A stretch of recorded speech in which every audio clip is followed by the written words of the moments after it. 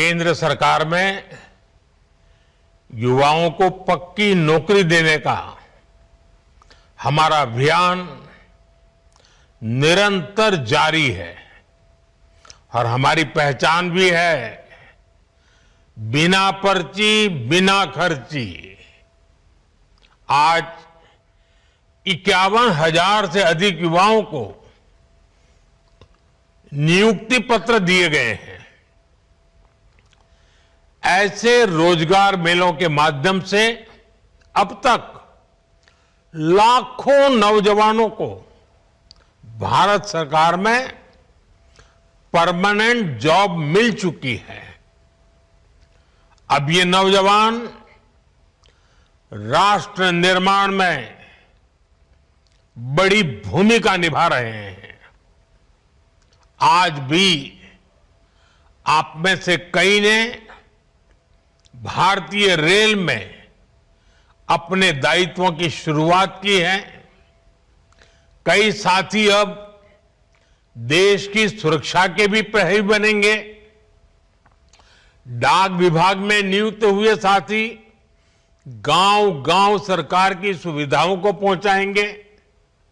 कुछ साथी health for all mission के सिपाही होंगे।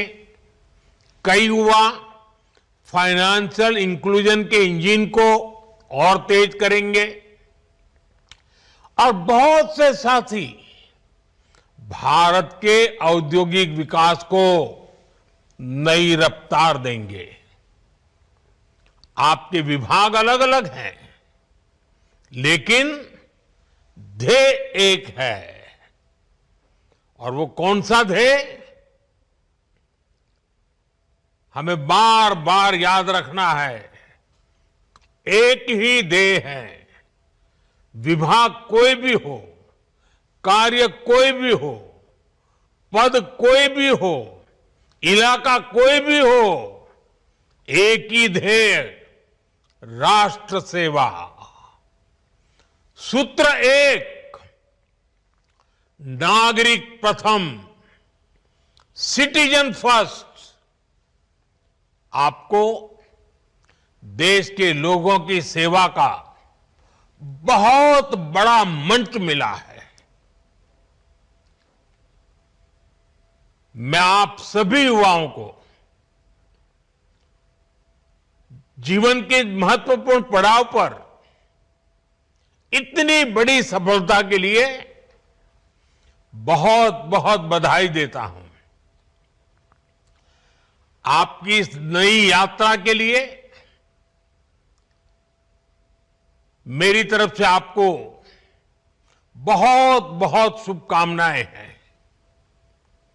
साथियों, आज दुनिया मान रही है कि भारत के पास दो असीमित शक्तियां हैं। एक डेमोग्राफी, दूसरी डेमोक्रेसी, यानी सबसे बड़ी युवा आबादी और सबसे बड़ा लोकतंत्र। युवाओं का यह सामर्थ्य हमारी भारत के उज्जवल भविष्य की सबसे बड़ी पूंजी भी है और सबसे बड़ी गारंटी भी है। और हमारी सरकार इसी पूंजी को समृद्धि का सूत्र बनाने में दिन रात जुटी है।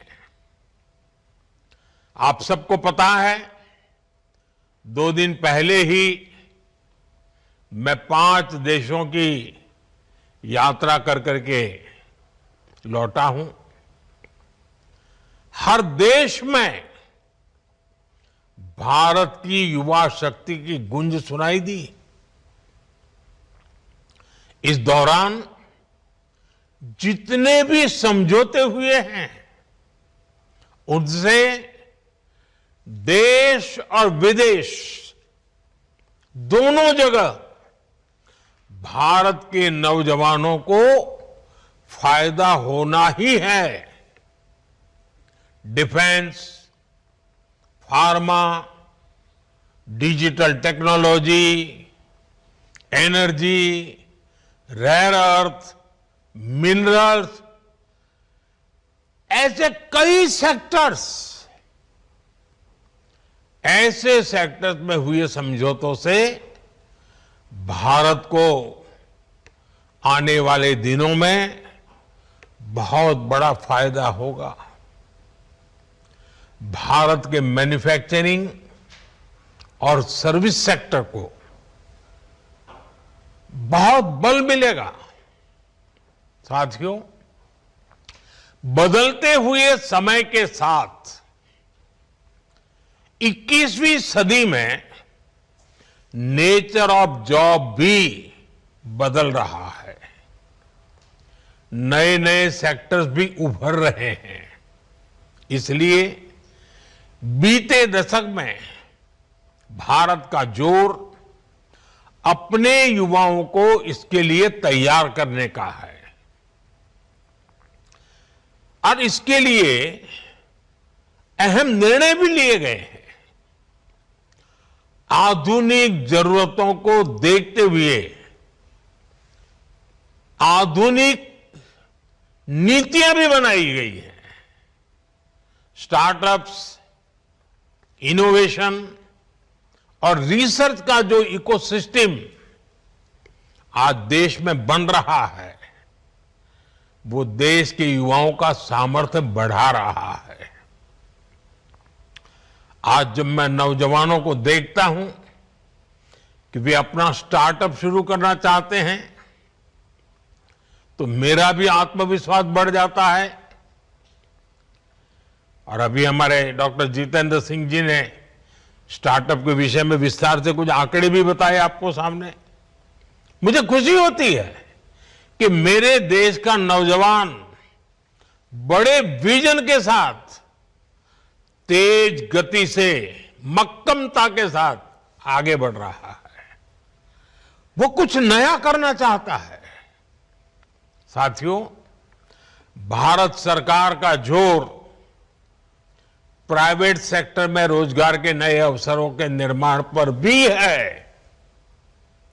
हाल ही में सरकार ने एक नई स्कीम को मंजूरी दी है, एम्प्लॉयमेंट लिंक इंसेंटिव स्कीम। इस योजना के तहत सरकार प्राइवेट सेक्टर में पहली बार रोजगार पाने वाले युवा को 15,000 रुपये देगी। यानी पहली नौकरी की पहली सैलरी में सरकार अपना योगदान देगी। इसके लिए सरकार ने करीब 1 लाख करोड़ रुपए का बजट बनाया है। इस स्कीम से लगभग 3.5 करोड़ नए रोजगार के निर्माण में मदद मिलेगी।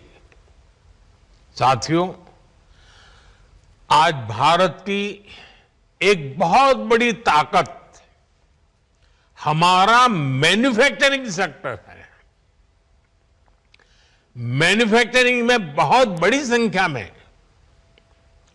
नई नई जॉब्स बन रही है। मैन्युफैक्चरिंग सेक्टर को गति देने के लिए इस वर्ष के बजट में मिशन मैन्युफैक्चरिंग की घोषणा की गई है। बीते सालों में हमने मेक इन इंडिया अभियान को मजबूती दी है।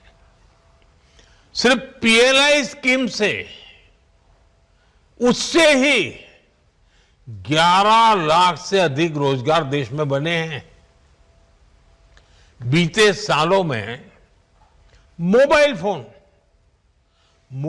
फोन और इलेक्ट्रॉनिक सेक्टर का अभूतपूर्व विस्तार हुआ है।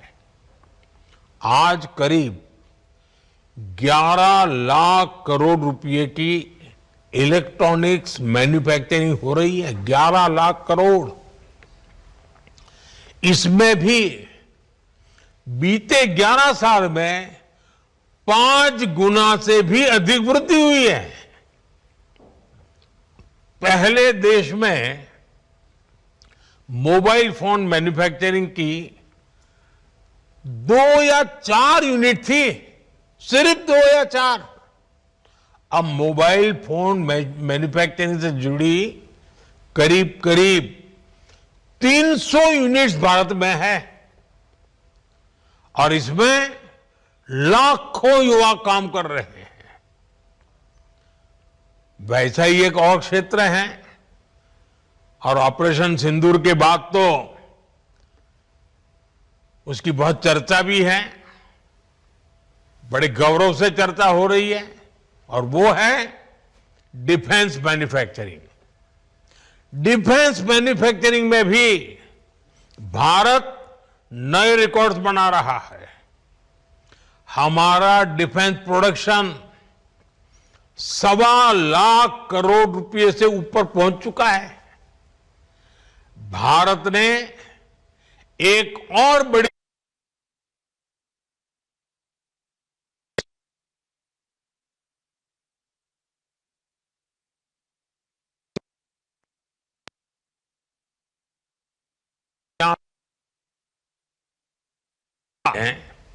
सबसे ज्यादा लोकोमोटिव बनाने वाला देश बन गया है। दुनिया में सबसे ज्यादा लोकोमोटिव हो, रेल कोच हो, मेट्रो कोच हो, आज भारत इनका बड़ी संख्या में दुनिया के कई देशों में एक्सपोर्ट कर रहा है। हमारा ऑटोमोबाइल सेक्टर भी अभूतपूर्व ग्रोथ कर रहा है। बीते 5 साल में ही इस सेक्टर में करीब $40 बिलियन का एफडीआई आया है, यानी नई कंपनियां आई हैं, नई फैक्ट्रियां लगी हैं, नए रोजगार बने हैं और साथ साथ गाड़ियों की डिमांड भी बहुत बढ़ी है। गाड़ियों की रिकॉर्ड बिक्री हुई है भारत में। अलग अलग सेक्टर्स में देश की ये प्रगति, ये मैन्युफैक्चरिंग के रिकॉर्ड तभी बनते हैं, ऐसे नहीं बनते।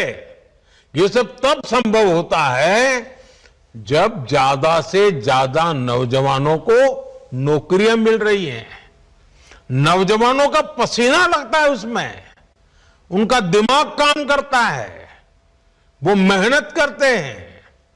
देश के नौजवानों ने रोजगार तो पाया है, लेकिन ये कमाल करके भी दिखाया है। अब सरकारी कर्मचारी के तौर पर आपको हर संभव प्रयास करना है कि देश में मैन्युफैक्चरिंग सेक्टर की ये गति निरंतर बढ़ती रहे। जहां भी आपको दायित्व मिले, आप एक प्रोत्साहक के रूप में काम करें, लोगों को एनकरेज करें, रुकावटें दूर करें। जितना ज्यादा आप सरलता लाएंगे, उतनी सुविधा देश में अन्य लोगों को भी बढ़ेगी। साथियों, आज हमारा देश दुनिया की, और कोई भी हिंदुस्तानी बड़े गर्व से कह सकता है, आज हमारा देश दुनिया की तीसरी बड़ी इकोनॉमी बनने की तरफ तेजी से आगे बढ़ रहा है। ये मेरे नौजवानों के पसीने की कमाल है। बीते 11 वर्षों में हर सेक्टर में देश ने प्रगति की है। हाल में इंटरनेशनल लेबर ऑर्गेनाइजेशन आईएलओ की एक बहुत बढ़िया रिपोर्ट आई है, शानदार रिपोर्ट है।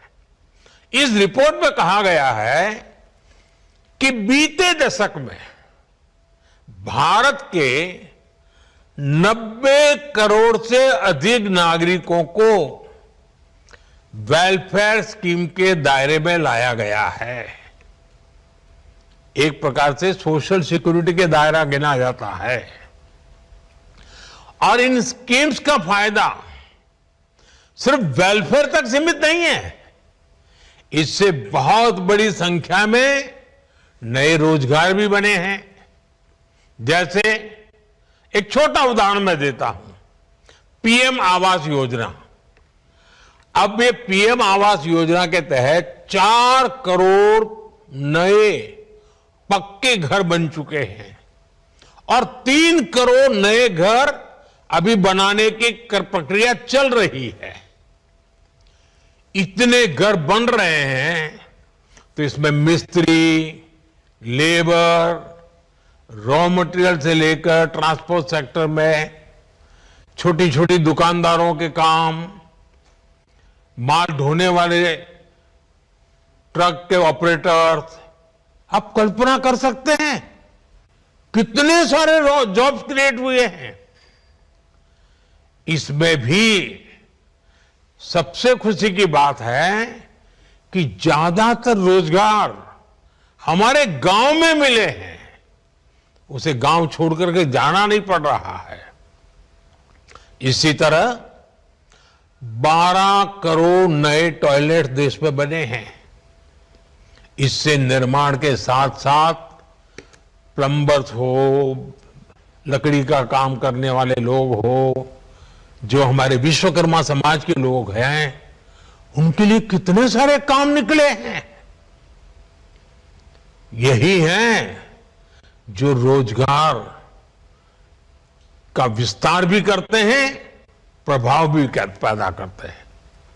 ऐसे ही आज 10 करोड़ से अधिक नए, मैं जो बात बता रहा हूं नए लोगों की बताता हूं, नए एलपीजी कनेक्शन देश में उज्ज्वला स्कीम के तहत दिए गए हैं। अब इसके लिए बहुत बड़ी संख्या में बॉटलिंग प्लांट्स बने हैं। गैस सिलेंडर बनाने वालों को काम मिला है, उसमें भी रोजगार पैदा हुए हैं। गैस सिलेंडर की एजेंसी वालों को काम मिला है। गैस सिलेंडर घर घर पहुंचाने के लिए जो लोग चाहिए उनको नए नए रोजगार मिले हैं। आप एक एक काम लीजिए, कितने प्रकार के रोजगार के अवसर पैदा होते हैं। इन सारी जगहों पर लाखों लाखों लोगों को नए रोजगार मिले हैं। साथियों, मैं एक और योजना की भी चर्चा करना चाहता हूं। अब आपको पता है ये योजना तो यानी कहते हैं ना 5 उंगली घी में, या तो कहते हैं कि दोनों हाथ में लड्डू, ऐसी है पीएम सूर्यघर मुफ्त बिजली योजना। सरकार आपके घर की छत पर यानी रूफटॉप सोलर प्लांट लगाने के लिए एक परिवार को एवरेज करीब करीब 75,000 रुपए से भी ज्यादा दे रही है। इससे वो अपने घर के छत के ऊपर सोलर प्लांट लगाता है। एक प्रकार से उसका घर की छत बिजली का कारखाना बन जाती है, बिजली पैदा करता है और वो बिजली खुद भी उपयोग करता है। ज्यादा बिजली है तो बेचता है। इससे बिजली का बिल तो जीरो हो रहा है, उसके पैसे तो बच ही रहे हैं। इन प्लांट्स को लगाने के लिए इंजीनियर्स की जरूरत पड़ती है, टेक्नीशियन की जरूरत पड़ती है, सोलर पैनल बनाने के कारखाने लगते हैं, रॉ मटेरियल के लिए कारखाने लगते हैं, उसको ट्रांसपोर्टेशन के लिए लगते हैं, उसको रिपेयर करने के लिए भी पूरी एक नई इंडस्ट्री तैयार हो रही है। आप कल्पना कर सकते हैं एक एक स्कीम लोगों का तो भला कर रही है, लेकिन लाखों लाखों नए रोजगार इसके कारण पैदा हो रहे हैं। साथियों, नमो ड्रोन दीदी अभियान ने भी बहनों बेटियों की कमाई बढ़ाई है और ग्रामीण क्षेत्र में रोजगार के नए मौके भी बनाए हैं। इस स्कीम के तहत लाखों ग्रामीण बहनों को ड्रोन पायलट की ट्रेनिंग दी जा रही है। उपलब्ध जो रिपोर्ट्स हैं ये बताती हैं कि हमारी ये ड्रोन दीदी, हमारी गांव की माताएं बहनें खेती के एक सीजन में ही ड्रोन से खेती में जो मदद करती हैं, उसका जो कॉन्ट्रैक्ट पर काम लेती हैं, एक एक सीजन में लाखों रुपए कमाने लग गई है। इतना ही नहीं, इससे देश में ड्रोन मैन्युफैक्चरिंग से जुड़े नए सेक्टर को बहुत बल मिल रहा है। खेती हो या डिफेंस, आज ड्रोन मैन्युफैक्चरिंग देश के युवाओं के लिए नए अवसर बना रहा है। साथियों, देश में 3 करोड़ लखपति दीदी बनाने का अभियान जारी है। इनमें से 1.5 करोड़ लखपति दीदी बन भी चुकी हैं।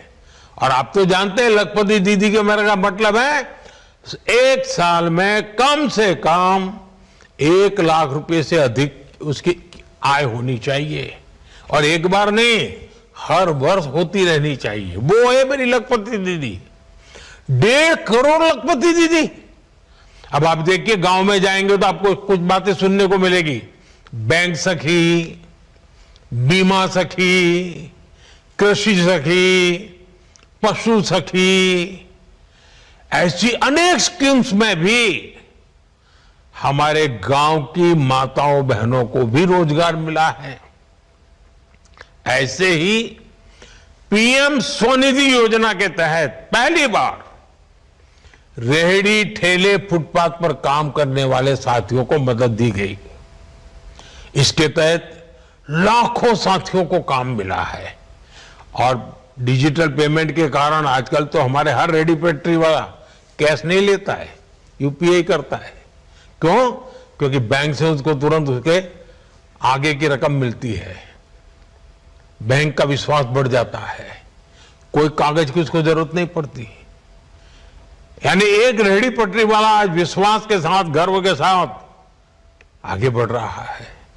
पीएम विश्वकर्मा स्कीम देख लीजिए, इसके तहत हमारे यहां जो पुश्तैनी काम है, परंपरागत काम है, पारिवारिक काम है, उसको आधुनिक बनाना, उसमें नयापन लाया, नई टेक्नोलॉजी लाया, नए नए उसमें साधन लाना, उसमें काम करने वाले कारीगरों, शिल्पियों और सेवादाताओं को ट्रेनिंग दी जा रही है, लोन दी जा रहे हैं, आधुनिक टूल दिए जा रहे हैं। मैं अनगिनत स्कीमें बता सकता हूं। ऐसी कई स्कीम हैं जिनसे गरीबों को लाभ भी हुआ है और नौजवानों को रोजगार भी मिला है। ऐसी अनेक योजनाओं का ही प्रभाव है कि सिर्फ 10 वर्षों में ही 25 करोड़ लोग गरीबी से बाहर निकले हैं। अगर रोजगार न मिलता, अगर परिवार में आय का साधन न होता, तो मेरा गरीब भाई बहन जो 3-3, 4-4 पीढ़ी से गरीबी में जिंदगी गुजार रहा था, जीवन के लिए एक एक दिन काटने के लिए उसको मौत दिखाई देती, इतना डर लगता था। लेकिन आज वो इतना ताकतवर बना है कि मेरे 25 करोड़ गरीब भाई बहनों ने गरीबी को परास्त करके दिखाया, विजयी होकर के निकले हैं। और ये सारे मेरे 25 करोड़ भाई बहन जिन्होंने गरीबी को पीछे छोड़ा है ना, उनकी हिम्मत को मैं दाद देता हूं। उन्होंने सरकार की योजनाओं का लाभ उठा करके हिम्मत के साथ आगे बढ़े, रोते नहीं बैठे। गरीबी को उन्होंने उखाड़ के फेंक दिया, पराजित कर दिया। अब आप कल्पना कीजिए, अब इन 25 करोड़ का कितना नया आत्मविश्वास होगा। एक बार संकट से व्यक्ति निकल जाए ना, फिर नई ताकत पैदा हो जाती है। मेरे देश में एक नई ताकत ये भी आई है जो देश को आगे ले जाने में बहुत काम आने वाली है। और आप देखिए, ये सिर्फ सरकार कह रही है ऐसा नहीं है। आज वर्ल्ड बैंक जैसी बड़ी वैश्विक संस्थाएं खुल करके इस काम के लिए भारत की प्रशंसा कर रही है, दुनिया को, भारत को मॉडल के रूप में प्रस्तुत करती है। भारत को दुनिया के सबसे अधिक इक्वलिटी वाले शीर्ष के देशों में रखा जा रहा है, यानी असमानता तेजी से कम हो रही है, हम समानता की ओर आगे बढ़ रहे हैं। ये भी विश्व अब नोटिस कर रहा है। साथियों, विकास का जो ये महायज्ञ चल रहा है, गरीब कल्याण और रोजगार निर्माण का जो मिशन चल रहा है, आज से इसको आगे बढ़ाने का दायित्व आपका भी है।